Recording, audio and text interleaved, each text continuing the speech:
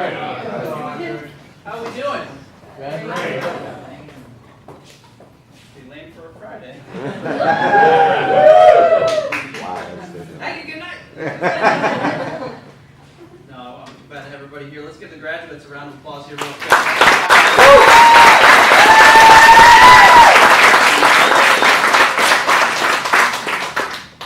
Save some of those applause. Go easy. At any rate, I'm glad to have everybody here. I know what y'all are thinking. You see my shirt. You're like, Andre, how could somebody so absolutely perfect? This is what you're thinking, believe me. But how can somebody so perfect be a fan of what seems like such a flawed team? And my only answer that I have is this is our year. I'll have that answer for probably the first 6 weeks of the season, and then we'll move on from there.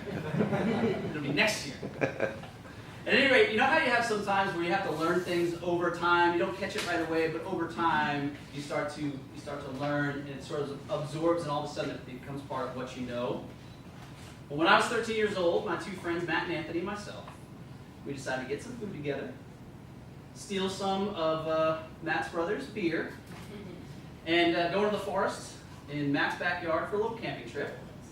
So the next morning, we packed everything up, and we started hiking into the vast forest that is the southern New Jersey Pine Barrens. Now, Anthony and I already stopped about 10 minutes in, but Matt was convinced that his brother was going to track us down and kick our butts. So he said we have to keep going. So it felt like we were hiking for 25 miles, but I was 13 years old, so it was probably like a mile. But when we finally got to our spot, we began unpacking everything, and lo and behold, somebody forgot the bottle opener. Well, somebody's going to have to go back and get it. And how do you think kids on a camping trip decide something like this? Rock, paper, scissors. That's one way. You guys have seen the movies, though. Drawing straws. In the movies. But in real life, in New Jersey, you just peer pressure one of your friends until they do it. So much easier. From my perspective, more fair. So Matt, the poor kid, he had to hike all the way back to his house for the bottle opener. Now he left to do it, but he made Anthony and I swear and promise that we wouldn't eat any of the food. So we got back, of course. Now we were jerks, but we had honor. We were like little mini godfathers, but with zero Italian blood. So Matt treks off, and Anthony and I, we start setting up the campsite. Time goes by, the tents are set up, we have a fire going. It's been a while. And we start to get our conversations going with Anthony. Our conversations range from, he'll be back in just a minute, to, I bet his brother caught him and beat him up, to, I bet he's at his house. I am absolutely positive he's at his house eating right now. Well, that last one was too much for us, and sure enough, given our ravenous hunger, we snatched open a bag of Lay's potato chips.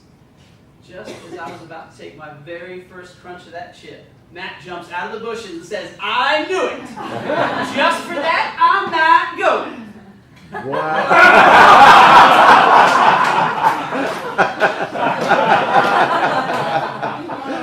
Wow. I learned two things that day. One thing is, friends are like Slinkies. They're really not good for anything, but they bring a smile on your face when you push them down a flight of stairs. The other thing I learned is that given desperation, almost anything is a bottle opener. Right. That, however, is not what we're here for. Let's bring up our graduates.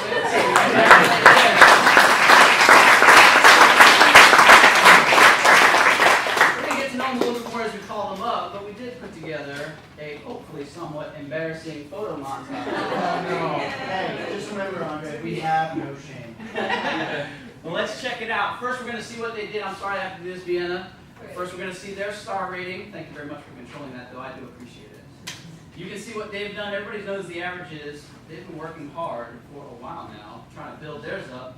And we have picked out some specific comments that we think is a good representation of what we have for our graduates here. So, Jade, do you remember Akila? You think so? You talk to a lot of people. Who gets hurt? 5? She says about you, I wasn't really sure, what avenue I should take for career goals. She was very patient with me and knew how to get the core base of my interests extremely helpful. Very good.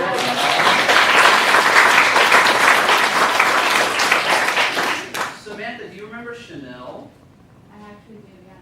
That's awesome. She said about you, she was so sweet, nice, accurate, and clear to understand. She was very knowledgeable and seemed to be very intelligent. Overall, a magnificent agent. Very good job.